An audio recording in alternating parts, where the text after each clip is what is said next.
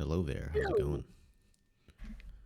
Hey, welcome. And this is just a side quest. Just a side quest. I tried. I forgot we do that You thing. did not I tried. Like it wasn't until after you started. I was like, do wait, a shit, no. little pause before it and everything. Mm, You gonna try it uh. again? In my defense, I just woke up, so yeah, Congratulations. that's where I'm at. And this is I think he said you wanted to start audio marking the titles. Oh yeah, this is episode five, Episode six, 5. episode six, episode. I think it's episode six. I think it's six. Okay. We're doing Well, I so mean, well. you upload them, so I'm gonna defer to your judgment. I just do the Okay. titles.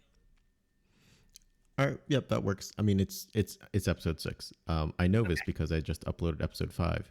It seems to be on about a once a month kind of upload kind of vibe right now. We've been busy. I mean, you especially have been busy.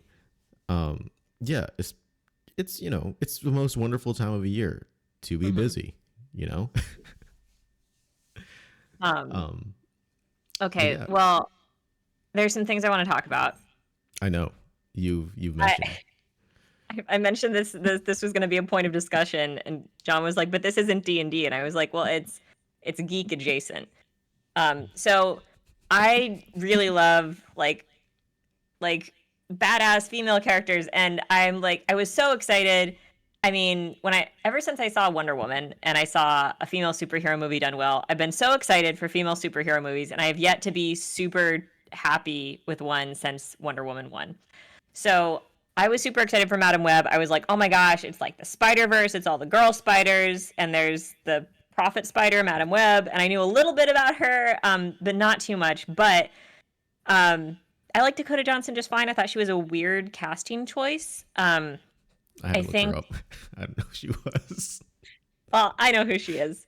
Um, a friend of mine is a huge fan of hers, so I know her through that too. But I think from what I remember, she's supposed to be the sort of like all-knowing oracle type. But this was an origin story for her, and I think because Dakota Johnson has such kind of low, quiet energy, they were sort of casting her as the sort of mysterious, all-knowing vibe that they wanted the character to have at the end of the franchise, and not movie, but franchise, because she's not there yet when the movie ends.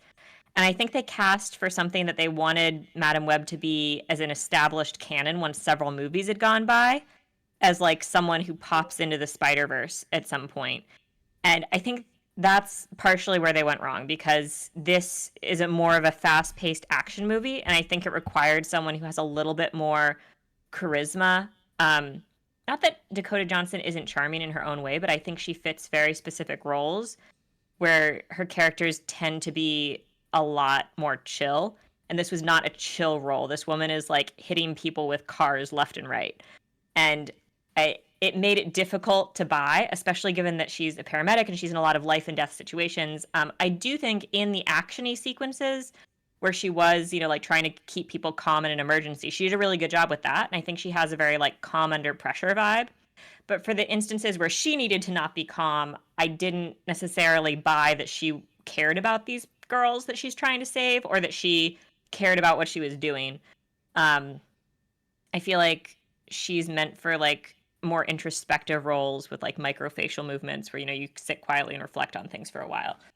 Um, and so I felt like it was difficult to root for her because I didn't necessarily buy that she was on like fully invested in this mission. But that's not what I have issue with. Because the acting did not bother me that much. What bothered me was the script. I'm sorry, I'm trying not to talk too loudly because I know the levels are going to get messed up, but I'm very upset about this script because it could have been done so well. And the idea for this was so cool, but the script is so stupid. There are so many plot holes and things that make zero sense in the movie that could have been addressed and they weren't. The main, most glaringly obvious part is that like at the beginning of the movie, she steals someone's taxi cab and drives around New York for a while with it. No one stops her. The cab driver, I guess, like doesn't report it as stolen right away or something. Sure, I buy that. And in an alleyway, she pries off the license plate. But Wait, what? You um, buy that? go ahead. Oh, I'm sorry. I'm like, you buy like the taxi driver wouldn't like reporters vehicle is stolen? I think it depends on the taxi driver. I don't know. Maybe they work for a big taxi company and it's not their car. Maybe they contact the company. Like maybe they don't know like the procedure. I have no idea. I buy that the taxi driver is an idiot. But once she goes to one place, I expect people to be looking for them after that. She like drives the car into the woods and leaves these teenagers there for hours, and the teenagers decide to go party. And so and then she drives the car back home to New York, and then she pries off the license plates. And at that point, like a full day has gone by. I don't understand how she's not been found, how she hasn't been pulled over. She can hear on the radio that people are looking for a kidnapping suspect matching her description, and that she's wanted on a triple kidnapping count. And one of these kids is super rich, so like it's a big deal. Um, and she just like drives home, no problem. She pries off these license plates. She looks at spider stuff, and then she drives all the way back. And then throughout things, she's hitting people with her car. She like drives through a diner to hit someone with her car, and it's like, oh, it's the kidnapping suspect and the children she kidnapped, and she's just destroyed a building with her car that's banged up now. So people are looking for a banged up license plateless taxi cab with a woman matching her description and three children, and nobody discovers her. She drives back through the city. No one discovers her. No one cares. She drops these children off with a friend and then drives the taxi cab to the airport, where she gets on a flight to go to Peru. She discovers spider things in Peru by wandering into the jungle until spider people find her. And then she, I guess, awakens her powers, which I still am really unclear as to how that worked. It was badly communicated, and I don't understand exactly what was going on. I think she needed a simpler power set, and they needed to be a lot more specific about what she was trying to do here. And then she flies back home from Peru, and she gets back in the same taxi cab, and she drives to her friend's house to pick up the kidnapped children. And then she steals an ambulance, and she does a lot of other things with a stolen ambulance, and no one seems to be looking for her. And honestly, like throughout the entire movie, because a lot of this movie takes place in this taxi cab that she's stolen, I'm like waiting for an excuse where it's like, oh, I see the future, like I know exactly where these cameras are, I'm gonna like divert around. Like I still think that's kind of cheesy, and like I don't think it's great writing, but at least they would have given, like some sort of idea of like why this person hasn't been found. But the police never find her. They don't even look for her. I just don't get it. That was the most glaring plot hole. There are other things that happened that I felt like, the dialogue could have been a lot better. I felt like, the person who wrote the script had heard of teenagers before, like maybe second or third hand, but had never met one. And they just seemed like, walking archetypes of different teenager tropes. And it was difficult to think of them as real people. Anyway, I don't understand how it got made. Somebody should have seen the problems here. This could have been so cool. I want to know your thoughts on this, John, because I know you hate plot holes, and also I know you haven't seen the movie, but I want to hear about how you think a Madame Web movie should have gone. Are you familiar with Madame Web? I mean, when I was a kid, I saw the Spider-Man animated TV show. Okay, there you go. But not too much beyond that, because it's not like they showed her origin story or anything. She's just like, yeah, I don't know anything about her origin story, but I know she's like connected to all of the spider webs in the multiverse, it's like or the whatever. webs of fate and all that. Like, yeah, she can see every potential future. Yeah. And she's like, anyway, very mysterious, very elusive, very like powerful. And I don't remember jack shit about her. All I know is that like she exists. Peter Parker Spider-Man interacts with her. Like I didn't realize that like maybe it's not even the case that her character was like, a she works like an EMT. Yeah, but then she gets spider powers, and then she's injured, and then she just becomes Madame Web. I don't know like what her job is after that. But at the epilogue, they show her in like a really, they show her in a really nice apartment. Like I guess she didn't get a cute. Anyway, ignoring all of her Grand Theft Auto counts and the fact that she like destroyed multiple buildings. I guess the kidnapping charges were dropped. But yeah, it ends with the kidnapped children living with her in a very fancy attic building that overlooks New York, and she's paralyzed, so she can't be a paramedic anymore. And I think she's blind too. And I have no idea what she's doing now. I guess like I don't know. She put herself in a dangerous situation and then fell, and that's how she became paralyzed and blind. So it's not even that like someone else hit her and she's got insurance money. I don't quite know the logistics of it, but since that's the epilogue, we can ignore it. But the point is, she ends up being being really good at seeing the future, and the story is about her trying to protect three children who will eventually at one point become spider superheroes, but they have not presently, they have no powers, and she brings them together and stops them all from being murdered by someone who can also see the future and wants to stop them from becoming superhero spider people. But like Um, how would you put together like a plot for that? well, uh, my first instinct is to try to like rationalize the movie that was created.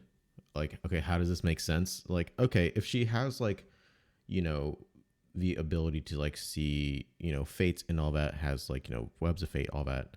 Like maybe it just so happened to be like, this is the route I need to take where these are all the apathetic people in town who aren't going to call the cops on me. And I can park at this spot at the airport parking garage Mm-hmm. because, it's like going to be under construction and it's going to be like blocked off. And by the time I get back, it's done construction and just in time, perfect, whatever fucking thing like that. Right. If that's the case, it probably should have like demonstrated that. But as it Mm-hmm. I stands, feel like when you brought it up to me yesterday that you wanted to talk about it, which I will say, first little side quest. I did pitch the podcast idea initially as like a general, like, yeah, we'll just talk about whatever we want. It's initially to you. You're one who was like, we need to have it more focused. Let's make it a D&D podcast. I'm like, all right, yeah, cool.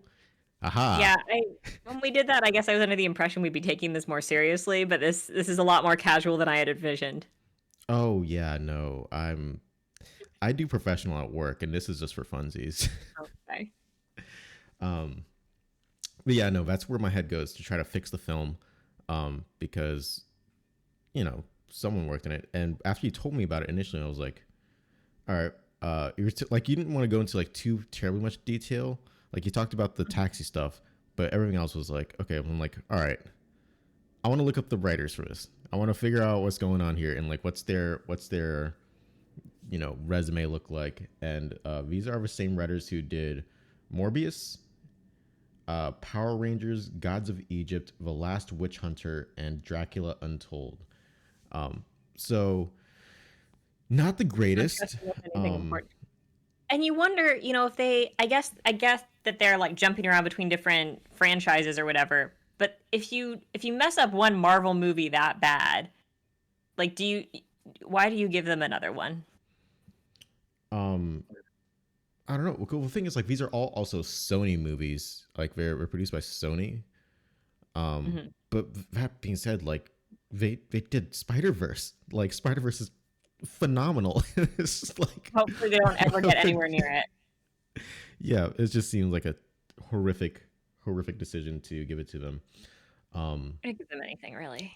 I think first and foremost, as someone who is wholly uninformed about Madam Web beyond like my experiences with this show back when I was like, I don't know, like 5 to like 8 or 9 years old when it was Hmm. on TV, uh, and it probably not even that. It was probably like 7 to 9 or like whatever the runtime was.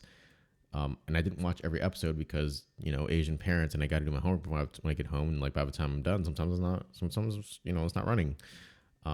Man, the being spoiled by streaming TV, the kids will never understand just like not seeing a show because homework.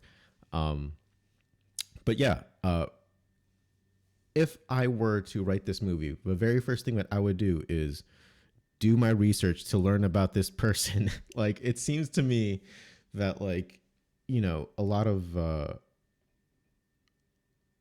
I mean even just like doing research in general about writing, like there's like so many plot holes in this, and it's just like if you even just read what you wrote as you were writing, it was like, wait, hold on, this doesn't make sense. She stole a Hmm. car and she's crashing into stuff, like, and there's no cops. Like it's like the immediate like following like Mm-hmm. consequence for what you just did. Like if you just read what you wrote as you're writing it, you'd be like, hold on a second, we need to like fill in this hole because this doesn't make any sense. Yeah. Um, Oh, yeah, also, there's this guy running around who has like Spider-Man powers, except is it Spider his Man? skin kills you. Like if he touches you for too long, you get paralyzed and then you die. He touches her for like half a second, um, like the first time, and she's like she has spasms and issues, and she's like, any more of that, and I could have died. And then later on, he Wait, did she touches say her. that? She says she was in danger of going into cardiac arrest, and then she teaches everyone how to do CPR. And there's a CPR class. And then oh, and she's like, when you get tired, call for someone to take over. And this girl tries for like 2 seconds. She has like 3 compressions, and she's like, I'm getting tired now. And the other girls have to take over. And that happened anyway. I thought it was funny. But yeah, the and then later on during the climax, he grabs her throat and tries to choke her, and you know that he's got toxic hands, and I'm like, okay, well, she's dead then. Like they're going to perform CPR on her amidst the burning building, and she's going to get up and save everyone. But no, she just gets up and keeps fighting. Um so yes, they forget what they write, but the main thing is that this spider guy, no one else can see him, it seems, or notice him except for her and these girls, and it's never explained. And the girls do not have spider powers yet. They're normal kids. And somehow everyone thinks that she's the one attacking people, but then when they turn on the radio, she's only wanted in association with kidnapping. But this guy is killing multiple people in the subway station. So, like, who do they think was murdering people? And why is she on the radio and not like someone murdered a bunch of people in the subway? Don't go in the subway. And if that's the case, then why is she not also wanted for murder if they thought that was her? Like, why is the murder not more important? I'm sorry. As I remember plot holes, I feel compelled to call them out. But please Um, continue. I would continue. I don't remember where I was going. I got distracted by a lot more Okay. extra information. Well, you said you said that if you were the writer, you would read what you wrote, you would learn how to write, which I think is more than these people have done. So you're already ahead of the game. And Oh, I you would remember. make yeah, go ahead. Um, it was something that I like was wondering about. I was like, okay, was this like written during the writer's strike? Because like Was this it? is like like yeah, there was like a demonstrable thing like when writer's strike happened. Like a lot of media that came out around the time that scripts were being written at the time were not great. Just Did you like find out? demonstrably bad. No, it was not. It was written May of 2020, right as like the pandemic like started to like really like, Mhm. kick in. We're in lockdown. Go ahead. Were you yawning or you got something to say? I had something to say, but I don't want to interrupt you, so Nope, go I'll say for it it. afterwards. Nope, go. Okay, so when the writer's strike was happening, it reminds me of an article I read where all of these famous actors weren't wanting to participate because they were trying to support the writer's strike. There was Mm-hmm. also an actor's strike going on, Mm-hmm. and they didn't want to like sign on for movies with big companies. So a bunch of them signed on for movies with smaller companies that were saying, "Hey, we don't have a problem treating people like humans." And A24 was one of the studios that was fine with treating people like humans. And so Paul Rudd and Jenna Ortega signed on to this movie that I read a summary of, where he plays the dad and Jenna Ortega is the daughter, and they hit a unicorn with their car on their way to a family reunion, and they have to hide it, and then figure out what to do with this unicorn, and then they end up trying to get rich off of it, and then like a bigger, badder unicorn comes to haunt them, and it turns into a horror thing. And I remember being really excited when I read the summary, and the preview for it just dropped, and it looks amazing, and you should check it out. Okay, what's the name of the movie? I don't know, but if you search Paul Rudd, Jenna God Ortega damn it. unicorn, I'm sure it'll pop up. All right. I will look it up in case someone is listening, because I guess that is kind of a dick thing to do. Um, We'll put it in the it's called Death of a Unicorn. death of the unicorn. We'll put it in Death, the description. Death of a Unicorn. Yeah. Death of the unicorn. Okay. Um. Yeah. I'll definitely like check it out. I'll probably end up just watching it. Well, that's not I true. don't think it's I'll out end yet, up but watching it if it isn't. If I don't hear that it's like utter dog shit. Like I didn't watch.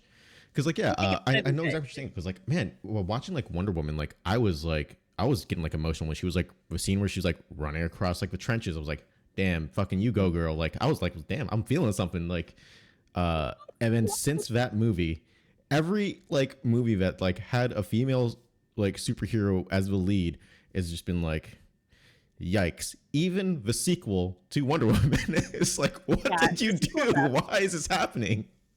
I will say the Black Widow prequel I quite liked. I didn't think it was amazing, but I loved Florence Pugh. I think she's so adorable and she did a great job in her role. And I like that they gave Black Widow more of a personality, because she's just been the sexy one in the leather jumpsuit for so long. Yeah, it was And an I okay thought it movie. was It really was all right. It was solid. I'll give it like, a 6.7. yeah, okay. I agree. Like I thought it was good. I will say the other female superhero movies that I've seen have not hit even barely above average for me. They've been below for the most part. And there's so much they could do with them. I am so bummed.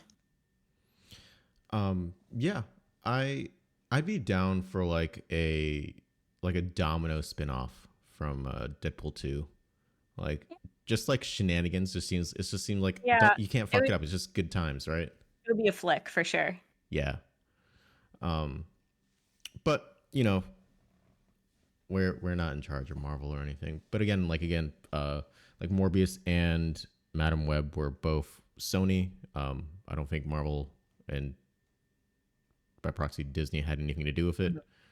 Those Uh, writers have got to be related to someone. what's that? Those writers have got to be related to someone. I don't know. I don't know. Like, I was reading like the average like Rotten Tomatoes score for all of their movies is like 23%, and if you take away Power Rangers 2017, it drops down to 17%. It's like, dude. And I don't know. It's just like the subject matter, the content is just kind of like spread all over the place. It does kind of just seem like they're just like, oh, you guys want like we just hear like through the grapevine like, oh, we want a script for this movie. Like, yeah, we could probably just make something up for that. Yeah, I got it. They just do stuff. And like we don't know anything about like the original content. I'm just talking out of my ass. I don't know these people. They could be like super nerds who just like We're just bad at what they do. bad at what they do. I guess. Oh Yeah, god, maybe. I don't know. bad.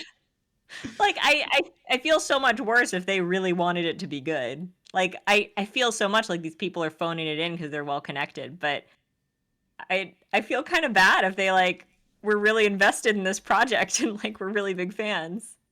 I It don't feel can't be. bad. There's no way, I right? I feel like if you're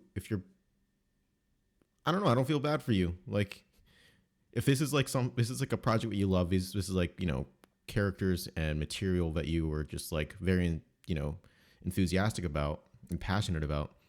You would write something better, and you would proofread your own stuff, even if it was just like as you read. Like there might not have even have been like an editor to go like, hey, just like we follow like this is the rough draft one, and they turned it in for a final. Like that's how it just turned out. Like I hope not. that's some pretty egregiously bad stuff. And like I don't know, like I don't think that adding anything significant to the conversation for a movie that came out, I don't know, like 8 months ago or something like that. I have no idea when it came out. I don't know. Um I know that I heard it was bad to the point that I didn't watch it in theaters, but I saw it was on Netflix the other day and I decided to give it a watch because I had been excited when I first heard about it. yeah, that sounds about right.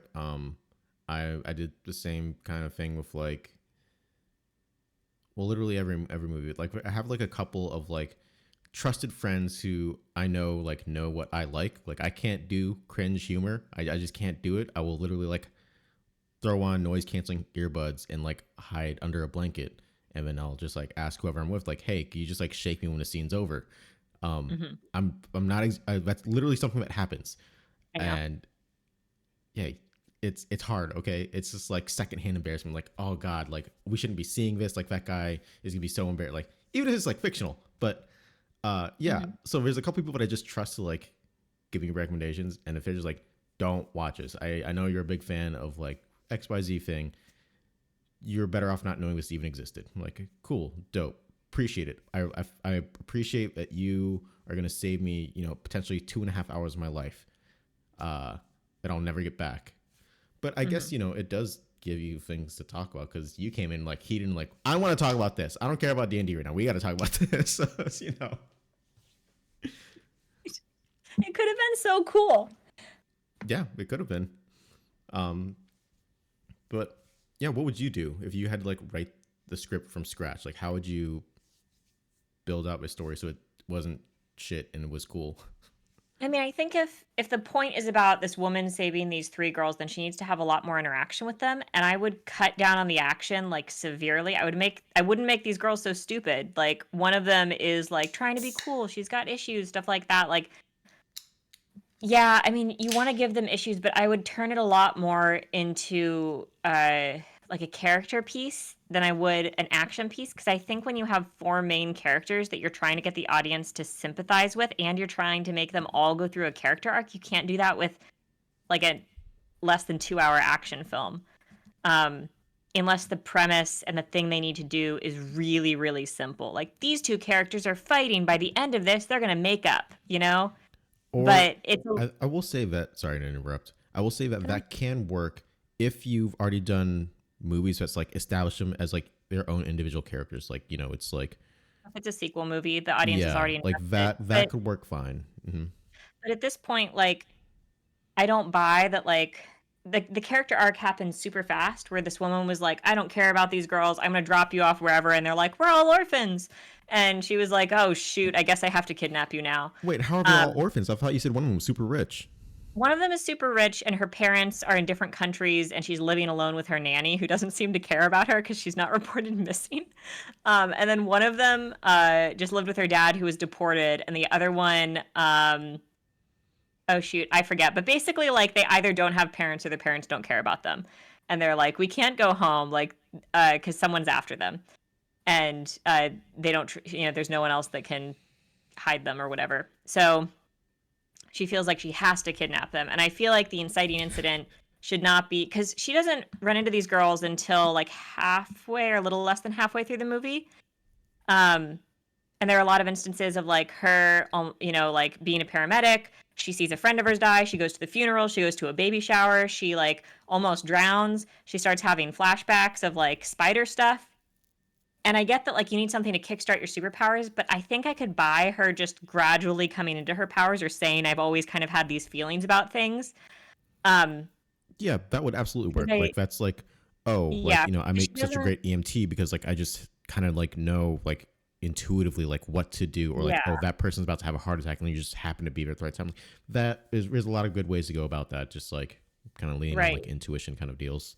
So I think instead of her like almost dying and that being the thing that kickstarts her powers, because her mom was bitten by a spider when she was pregnant, and that's why she has powers. Like I don't think you need a near-death experience to kickstart them to be the inciting incident. If the story you're trying to tell is not just an origin story about this woman, but of this woman and three girls and her relationship to them, like you What need to is concentrate on that. when is this set in? Like, It's present day, pre-COVID, I'm guessing.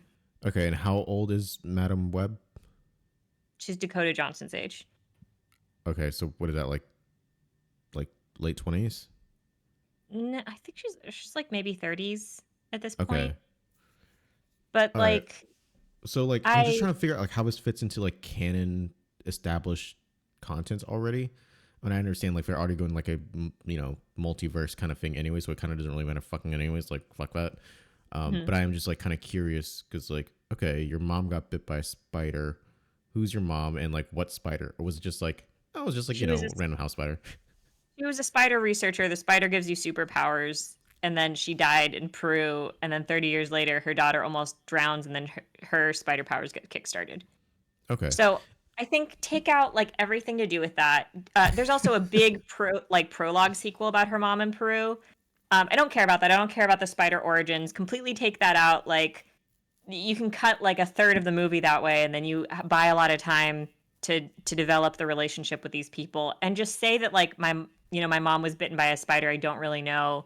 I think it has something to do with this. Like I think going to Peru, having everything tied around this stuff. I'm sure if you're a super fan, this is very important, but not for this movie. Because if this movie is about relationships between these characters, you can't add all that extraneous stuff in unless it's tied to the other characters, which is not. They don't have anything to do with it. So I think make the inciting incident. She's like always just established that she's an EMT. She has a sixth sense about how to save people, and she's always like, done or like had a sixth sense of like what people need, and maybe people think she's a little weird. Um, but she doesn't usually foresee people dying if she's not on work. And then she foresees these three girls all dying at once and they're murdered as opposed to just having an accident. And, she acts on it. And then, this guy attacks them and she has to steal the taxi cab and escape. And then, sure, buy that, find a safe place for them, and then like spend a good chunk of the movie building a relationship with them and hiding out. And because the taxi cab is wanted, they can't use it again, and they have to like maybe flee locations and stuff. Well, they can walk and talk and stuff, but make a lot of it about them and their relationship, and make it a lot quieter. And then at one point, like I want it to be like it could be a little.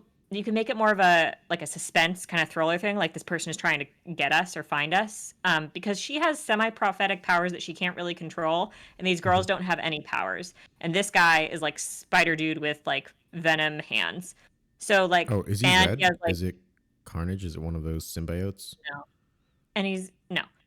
Um, the spider in Peru bit the mom, and the mom's kid got prophetic powers, and then it bit this guy, and this guy got Spider-Man powers with venom hands.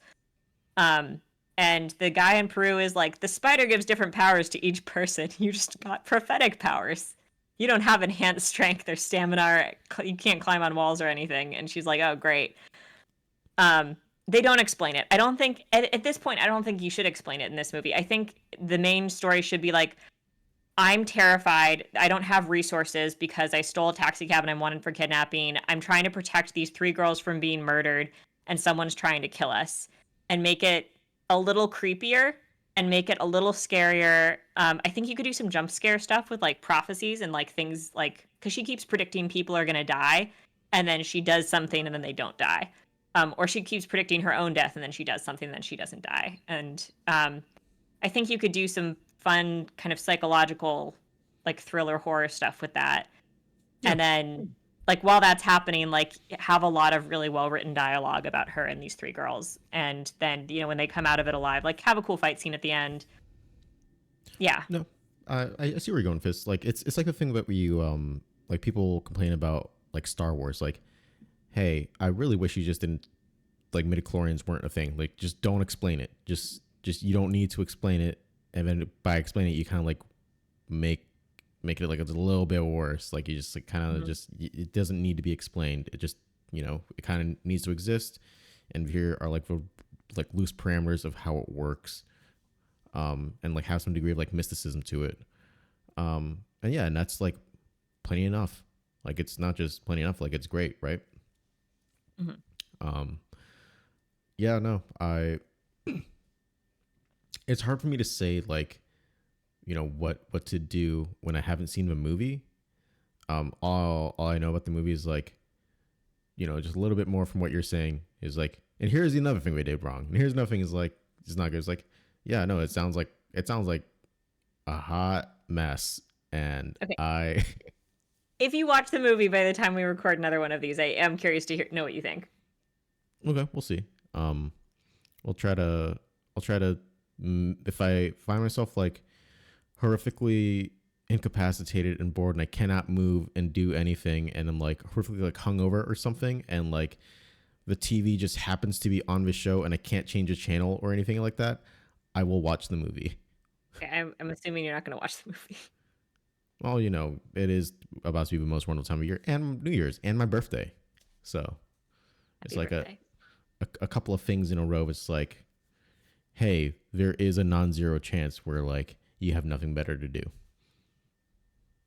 That's a joke. It's a holidays. You spend time with family. That's but yeah, no, I might check it out just to see what the fuss is all about.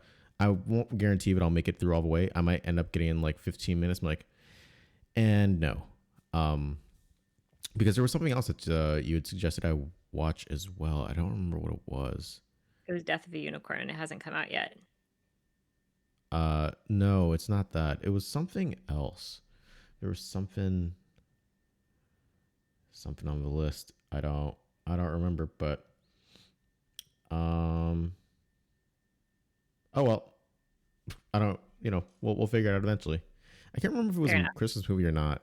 I think it was a Christmas movie. It was like one of the like iconic must watch like romance movies that's like kind of Christmassy or something? I don't know, dude. I I don't recommend a know lot of either. things to you. Oh well. Anyways, what else was on the docket? PC rankings slash tiers. Oh, oh So, yeah, we did that. all right. So, there's this website, and on the screenshot, it's like, what is it, like tier rankings or Yeah, something.com. it's like tier list or something Anyway, like that. Yeah. yeah, so you can create tiers. I created tiers of like a bunch of PCs, and we ranked like what PCs we would want in a D&D party. But it got us thinking about tiers of PC types and the types of PC you should look for when you're running a game. Because I was coming at it from the point of view as a DM, as like PCs that I want to DM for, and you were coming at it from the point of view of a PC, is like to what players you would want to have in a team with you. Yeah. Um, and so we put together like some tier lists, and I think like every D&D group is going to be mixed, and there are always going to be, that rare S tier player, and if you ever get two S tier players in a group, like that is like a ride or die group unless everyone else is super problematic. Like that is a group you want to stick with for a really long time. But honestly, like, your PC group is going to be a mix because everyone has different styles, different things they want out of the game. People have different ways of playing, and people have different levels of, maturity and ways that they interact with other people. I think it So, is also good to like make it very clear it's not just like the players, like it is the characters as well, because this, mhm. especially in this particular tier list, there are some characters who are played by the same person but they're on different tiers. So I think that distinction absolutely needs to be noted. It's not like, hey, this person sucks, we need to, like, no, sometimes the character they play sucks, and then That's yeah. sometimes like, the player is just a problematic person, or the player is just an amazing person. All of their characters are going to be, F or S tier or something. But yeah, I agree. There are often like varying degrees depending on the character. And I think too, like certain personalities play different character types better. Like a mischievous character played by someone who is very good at leaning into that is, going to come off very differently than a mischievous character played by someone who, has a tendency to, like lecture or something. Because when a character, acts immature, it's hard for them to, like be seen Take as a them more seriously. mature, wise character and take them seriously. So like I do feel like if your personality is not close enough that you can lean into this role a ton, and it ends up giving kind of mixed signals, it's not just that personality type, it's how it's played and who's playing it, and different people lean into different characters better or worse. um but I will say that so I think we definitively agreed that like S tiers are people where they are an absolute joy to play with, they're easy to get along with, they take notes, further the plot, pay attention to hooks, they pay attention to other PCs and NPCs and try and form relationships with them, and they're really good at working collaboratively. And that is like your dream player, the player that like you would love, love, love to have. If you heard that they were playing in a campaign, you would be excited to DM it, or excited to play with them. And in my opinion, if you have like two S tier players, like that's a campaign worth joining unless everybody else is super problematic. Do you have anything to Yeah. add to S tier? For S tier, I do think that you pretty much hit it. Um, like the best players to play with are the ones who, like, in my opinion, are like intelligent, and not only intelligent, but they care about more than just their selves or their characters. Like, it's fine to be like, oh, I'm kind of like a selfish like rogue, but like this is my party, so I really, like, you don't mess with my crew. Like, these are my guys. Like, they have to care about more than just themselves. Otherwise, like, it's like, then they get into inner party like bickering and fighting because, like, like, oh, you're like hoarding all the loot and stuff, and like meanwhile we're just like desperately just like, hey, how are we gonna pay for our our room at the tavern tonight? I Yep, don't know. definitely good those. Yeah, so yeah, it's not even necessarily that you need to care about every single NPC you come across along the way. It's like you have to at least, bare minimum, like, the priority isn't you, the priority is like the party and yourself. Like, you are part of a group, and that is a very big focal point. And I know that there are a lot of like really good players out there who kind of fall into that trap because, like, they're like leaning into role play, and they kind of like lose sight of like this is a collaborative game, and like they take up a lot of like the spotlight, and like Yeah. I know so, personally you're really bothered by people who have a lot of main character energy. yeah, it's fine to like have a spotlight for yourself sometimes, but it can't be like all the time for the whole session. Like it's too much, because then Right. you have like four other adults who are just kind of like sitting there watching you play D&D. Hmm. So yeah, someone who's great, but someone who doesn't just, like pull things to themselves because they know they could do it better. They would do a good job with it, right? They share. Right. Yeah. So yeah, collaborative. Do you want to explain A tier? A tier is what I kind of just described before that. It's like you're a great person, but you are a little selfish. You do like to have like all a little bit of power gamey, or like you like to get all the loot, or like you like to have like a spotlight and that kind of thing. Like it's a little more like still fun to play with, still great to be around.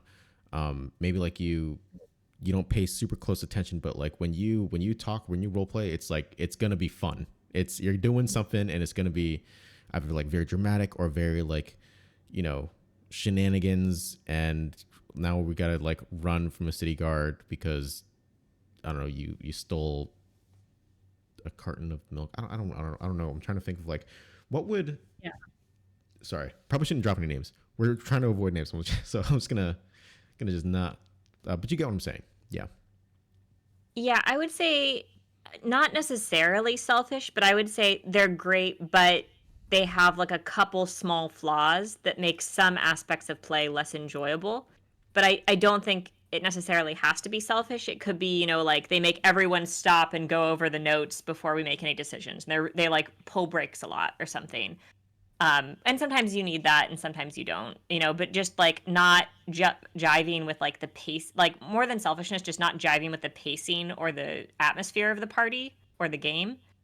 Whereas, if everyone's good to like rush forward, having someone, who is going to like pull you back might be helpful, but like maybe it's done to a little bit of an extreme. Something where like it causes some annoyance, but there's nothing overtly wrong with it. It's not a problem. Um, yeah, I think that like we're kind of like on the same vein. It's just like a prioritization of what they want over like what the party needs are. Is Mhm. basically what it comes down to. Yeah, I think in general, like, yeah, but still very fun to play with. Like, if you Yes. were like, oh, we've got these like three A tiers in the party, you'd be like, awesome, this will be a fantastic game. Um, Like it's whereas, like the person who's like fucking phenomenal, and then like unfortunately they have to like haggle with every shopkeeper, and it's yes, like God, just they've got one or two annoying things, but like generally they're lovely. yeah. Um, and then B tier, I would say, whatever that side is, becomes more problematic to the point where it is kind of annoying. But they have enough positive qualities, like they're fantastic at role play, or they're like they bring a ton of great energy to the group. Where like they're still absolutely worth having around, even though they kind of annoy sometimes. I would say that B tier is like these are the players who are like players and characters that are like great to be with, they're fun, but there is something Mhm. about them that's like detrimental to the plot, where it's like, okay, I got emotional, and like I don't like the way this NPC talked to me, so when I killed him, like fuck, we needed the guy, that was really important.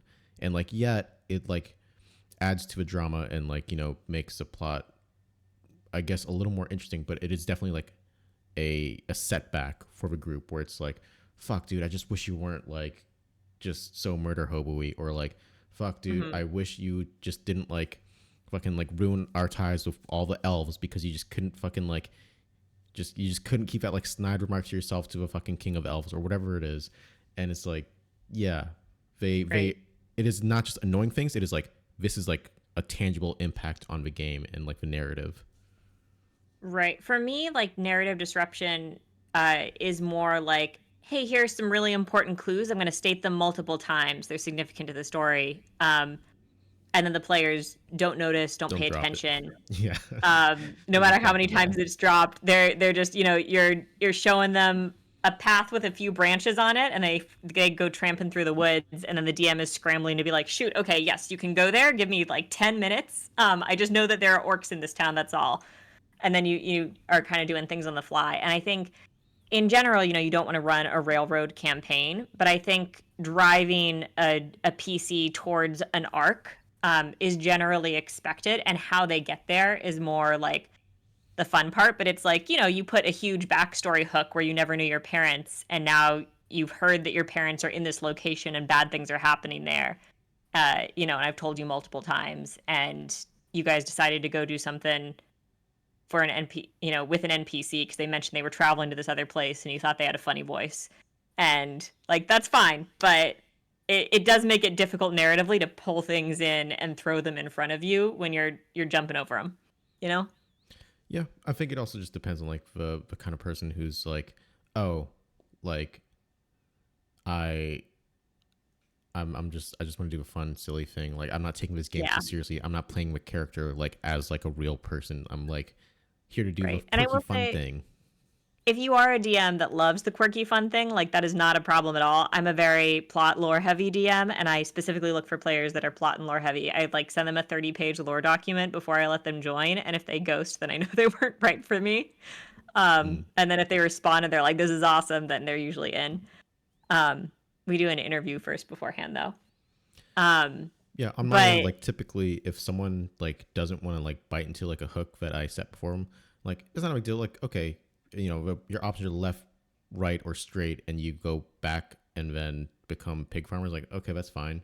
It's just I'm not gonna like yeah, I'm prompt not you like, gonna hey, you plan your. forgot about this huge thing. Like you guys can finish the job all the way through. It's like, hey, you guys can finish all the job all the way through, and now it's gonna come back and bite you in the ass in about 2 to 3 weeks when the orcs just come flooding from the town and just overrun your pig farm. Mhm. You just couldn't help yourself, could you?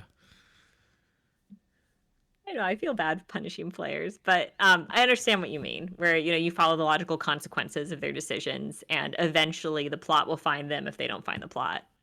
Yeah. Um. Um, and I will say, like, this is not to say that these players are bad. I think they're super fun. Mhm.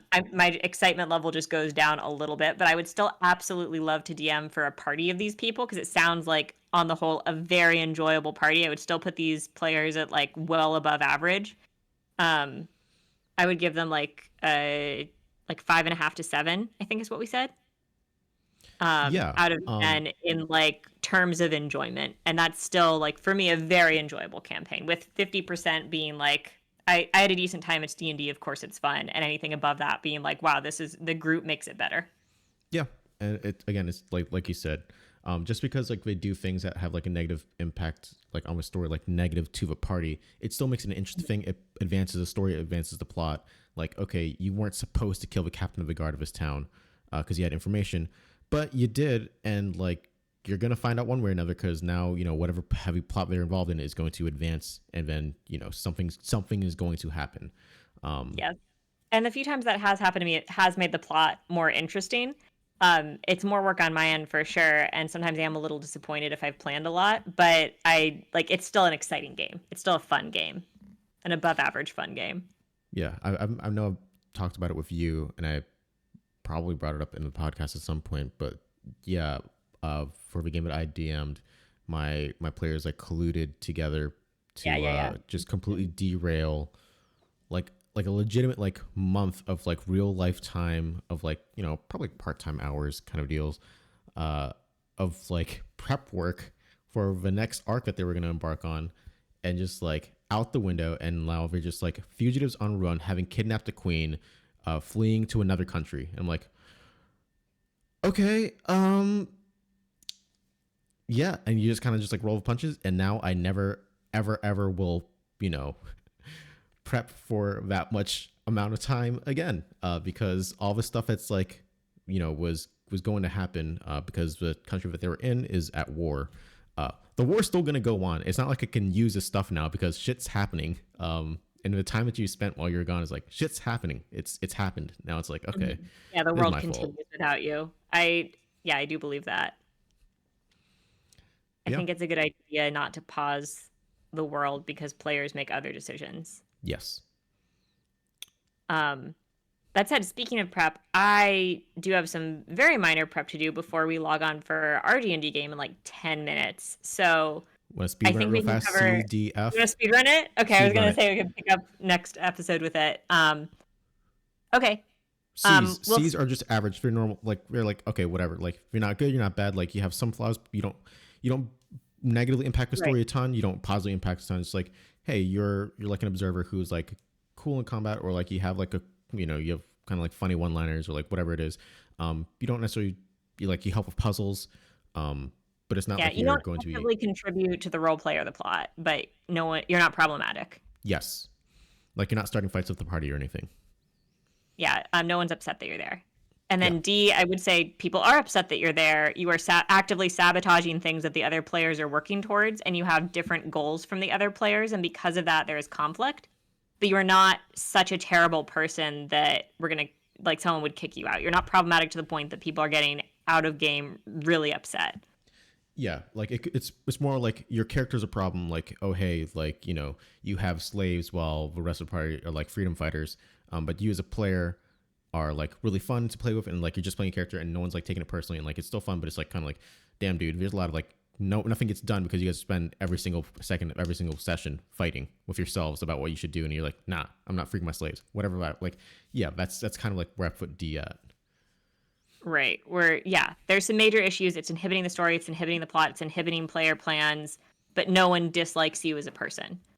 Whereas F tier, people dislike you as a person. You are genuinely making people upset out of game. And if it ever reaches that point, that person should not be at your table. Like they are making other people upset.